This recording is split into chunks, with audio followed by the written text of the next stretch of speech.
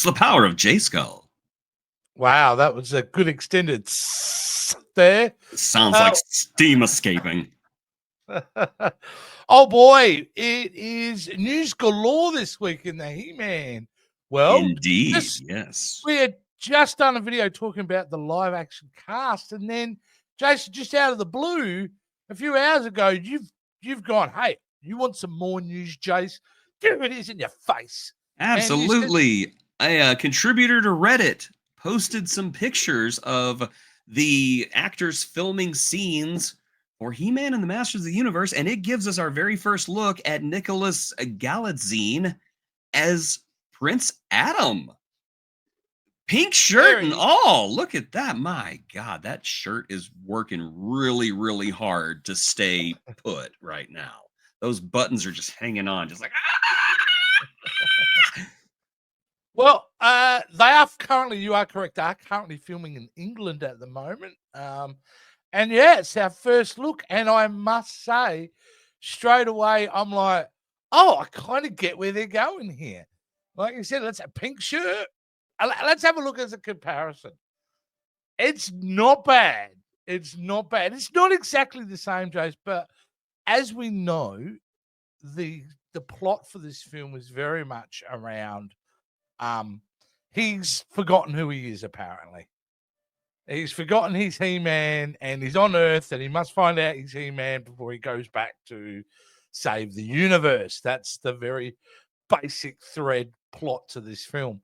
And I must admit, I'm going, well, if it's not ideally, I would prefer this whole movie to be set on Eternia.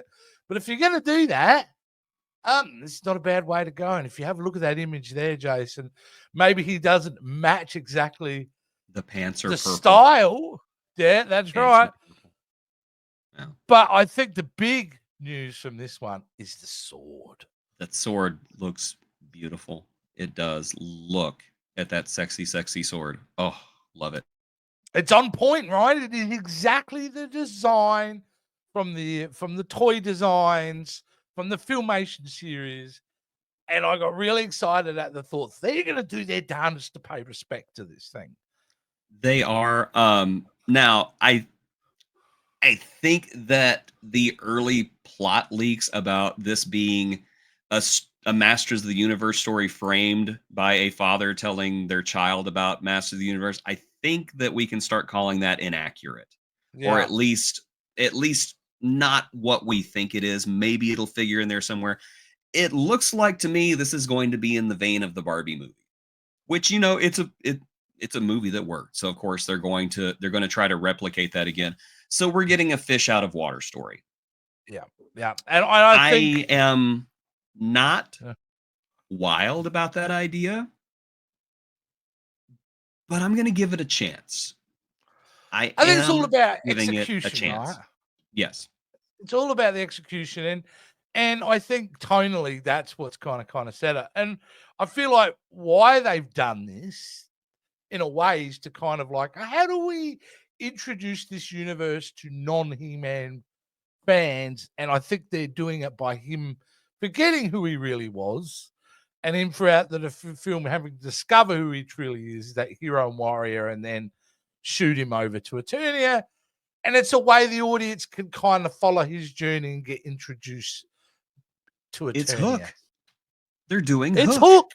It's Hook. Doing Hook. They're doing Hook. Yep, that's a brilliant comparison. Yeah. That's what I think. Skeletor's gonna be saying, He-Man, I thought I sent you to Earth to be an accountant. Now you're back. Oh no, I'm sorry, it's Jared Leto, so it's gonna be He-Man, I sent you to Earth. I'm still having nightmares about you bringing that up, the previous video, how quietly spoken he's never gonna let them forget what a mistake they've made. But look, here's some more photos, dude. Like he's being handled by the cops at this point, looks like just about to be arrested. He also looks very confused, don't you think? In these photos, he's not exactly, his wits are not really with him. And I just wonder, are they playing Adam to be a moron here? I think maybe at this point, I'm kind of getting the idea that, okay, obviously, he is not visiting Earth from Eternia at this point. The smartwatch says that this is an Earthling or somebody who thinks he's an Earthling. I reckon that at this point, the sword has found him or the sorceress has sent the sword to him. Some kind of shenanigans has happened. Maybe he turned into He-Man and something got smashed and then he turned back and everyone's blaming him and they're taking him away. So I'm guessing that's where this look comes from, is just like, oi, what the heck? Plus, we don't even know if this is from the movie. This could be between between scenes. The That's one part right. where he's kind of doing like that, like, oh, they're wanting me to do what for the camera? Oh gosh. Now I am gonna say Nicholas Galitzine, and if I'm saying your name wrong, I do apologize. I have no idea. Dude looks the part. That is He-Man. Like, That he's is bulked He-Man. up, right? Look at that. The boy's got the guns. Like, there's Yes, no doubt about it. He is, and he's got the jawline, he's got the muscles going, he's got the look. he's Even got the the hair. hair. The hair. Yeah. Now, even the hair, that because you can't do this hair, right, Jase? You just can't be done. But, Excuse me, wow. James Gunn is doing it in Superman. Yeah, he is. He is. But I'm glad that they're not doing it here, because I can only take so much nonsense. Yeah, I think that's really pushing it to the limit. Guy Gardner's hair. There's no way, Jase. You can't do that in a modern film. You cannot do that specific haircut. No, I wish. no, I don't think you could. I think that they're going with the 2002 Revelations hairdo, and you know what? Well, it works. I like it. But I tell you what, to even get early footage out of that minor detail about this sword, man, I was getting excited when we talked about the cast, but I see that thing and I go, that says so much to me what they're going to be doing with this film. And yeah, they're going to have to make choices just because it's an early 80s franchise reimagined in 2020s, but it looks like they're doing a lot to kind of keep the spirit and the look of the original going. And that says a lot to me. It means they care. Yeah, it is. I'm going to be perfectly honest. I've been seeing a lot of people jump the gun saying, oh, this is going to be nothing but another fish out of water story, blah, blah, blah, angry, angry, angry. Guys, it is 4 or 5 pictures out of context. We don't know what's happening here. It could be we pick up in the middle of a plot by Skeletor to make He-Man forget who he is. That could be what it is.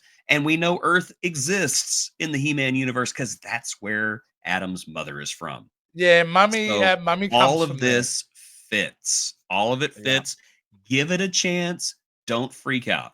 And if anything, maybe it takes place in the same movie that Barbie's in, and Mattel is going to be the big bad. Yep. You don't I know. would not even be mad. No, I would not don't even be mad.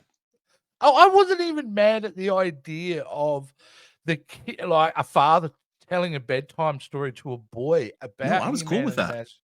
I thought that was a great idea, actually, because it was a way of having the father, who would have been on age when Master Universe come out, just telling a story about things that he loved as a kid. And if he got things wrong because, memory's not always perfect, I thought that was a fun idea for them to be, and that's what I thought maybe this was. Maybe the dad was forgetting certain elements of how Adam started. So he goes, oh yeah, he was a teenage boy and then he got a sword and then he went to it. Like he even forgot the original backstory. So he's making it up. And this is kind of, there's so many ways it can go. But I'm not upset with kind of a never-ending story ideas. Masters of the Universe. I just think if you're dealing with something so fantastical and so specific design, and it looks like you're going to go that way, then I think you have to take big swings to make this work. And I think a fish out of water story. People complaining about that. Stop going to the movies. Haven't you ever heard that idea? There are only 7 stories, and it's just to recycle all of them. There's only 7 stories, and they're Hook. They're Hook, Princess Bride, and Never-Ending Story are 3 of them. So there you go. Yeah, there you go. Borrowing from 3. No, but I'm thrilled. I think any fears I had about whether this kid would look the part completely quashed at this point. And again, the sword, that's completely just filled me with nerdy joy just to see the design. They haven't changed it. I mean, that was the one thing that never made sense in the original, right, Jase? Why change the sword? Yeah, I'm just wondering what the inscription on the sword says. The one that's near the hilt. Oh, You is can there you can kind of okay. see it right there by the hilt. Oh There is an yeah, right inscription about there. there. I'm wondering if they're gonna borrow from the Netflix TV show where it says, "By the power of Grayskull, I have the power in High Eternian." Oh, that actually sounds smart. And at some point, he remembers how to read it, and then that's the trigger. Because I assume if he is on Earth, the trigger point to get him to Eternia is probably that phrase, right? Probably so. I also want to point out something that I find very interesting here is the sword looks very worn by this point. It's got a lot of what looks like damage to it. Yeah, like So score marks and stuff. yeah, Yeah. so I don't know if that's from the incident that gets Adam arrested or if it's from something before that, but regardless, I want one. Oh, I want hell, one. And it's so funny yeah, because I just came from the local mall and they have the He-Man sword and the Skeletor sword side by yeah. side, 125 each. I'm thinking about making myself an early birthday present, getting both of them. Uh, I I think you should. I think you If I absolutely accidentally should. lop my head off, just know that I died happy. So now that it's officially filming and it's past the point of, it's almost a past point of no return here, right? Yeah. I want to be careful saying that because Batgirl, anyone, where they could actually Oh, complete the they movie. best not. They best not. I will have Zaslav's head. Yeah. Don't you dare Coyote versus Acme this movie. Don't you dare. Yeah, so like, but it looks very firm that we are getting this. They are firm. So I expect we're going to get a bunch of news coming out over the next few weeks throughout filming. And I highly doubt, if I was a betting man, that we'll get to see really any imagery of, I assume all Skeletor scenes will be on a set. Unless Skeletor's walking down the streets in the suburbs skateboarding or something, which would Then we'll surprise see. me if it was We'll see Jared Jared Leto. Leto like wrapped in a green morph suit, which is fine. At least we won't have to look at him. You I'm you want to still know? You want to know what I think would be the most logical thing if Adam is trapped on Earth without memories? What would be the best way to get him back, or who would be the best person to get him back? Who would they Orco. send to Orco?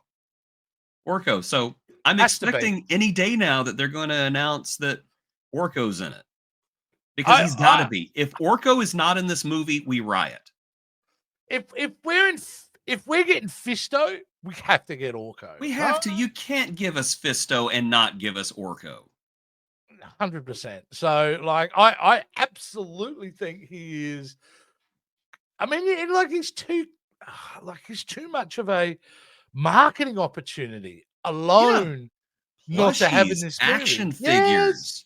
Those little alarm clocks are like, wake up! It's time to save Yes. Eternia. And you know what? If you get the right character, you know, okay, here's an example. Sonic the Hedgehog, the guy that got to do the voice and the attitude and personality. If you'd asked me before that film, would that character really work in a live action space? I'm like, nah. To me, he's an example, not to be the Orco to be like that, but that type of character audiences are into. That kind of, you know, fantasy type, smaller character. Orco, absolutely. I'll be shattered if he's not in it. I'll be really honest with you. I will feel like that was It will like the be a film will really betrayal. lose a couple of grades if they It don't will put him in be it. a betrayal if Orco is not in this movie. I just feel like he's going to be. I feel like he's going to be because he seems like the perfect vehicle to get Adam out of this activity, to get Adam out of this environment. Yep. But also in a very fun, you know, mishap way. Like, Absolutely. if Orco's involved, it's not a smooth transition. And that's what will make it awesome. Because so they're desperate enough to trust Orco with the sword. Yeah, exactly. And if you do have Orco, please have a scene where Orco's punking on Man-at-Arms. Like, they're the little touches I'd love to see. You know what I mean? So if there's a scene in Eternia and there's arms, Orco's got to do something. When Man-at-Arms gets a pie in the face, at least I want to see those type of little character nitbits in there, I think would be amazing. I just kind of have a feeling that we're going to get a scene like the big battle scenes in Masters of the Universe Revelations and Revolutions, where almost every single character is going to appear at least in the background, which I think would be amazing. Mech and Neck. I want to see. I Mech and agree. Neck. Yeah. Mech and Neck thinking... extends that neck and looks down at Man at Arms and goes, "You did this to me, you monster." I've been thinking this film will probably be a bit lighter in tone than maybe we would be expecting, but I think it's the right way to go with this universe, because I think if you can get everyone to buy in the first film, this is Eternia, this is the universe, everyone accept, everyone's had a great time with Master Universe, then the sequel, I think all bets are off then. Then you could just do whatever you want. But you are kind of bound by certain things that need to happen in the first film if you're planning on building a franchise.